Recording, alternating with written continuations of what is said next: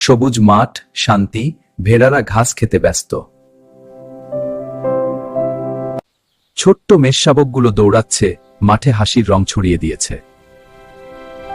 হঠাৎ ঝোপ থেকে দুষ্টু কুকুরের চোখ পড়ল ভেড়াগুলোর দিকে। কুকুরটি নিচু হয়ে দৌড় শুরু করল।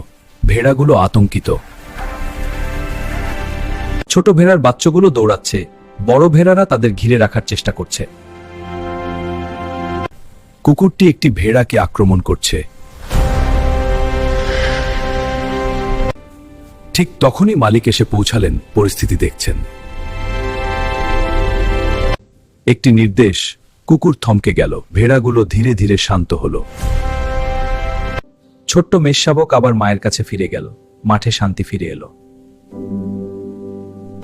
মালিক জানেন, রাখালের কাজ শুধু পশু চড়ানো নয়, তাদের জীবন রক্ষা করা।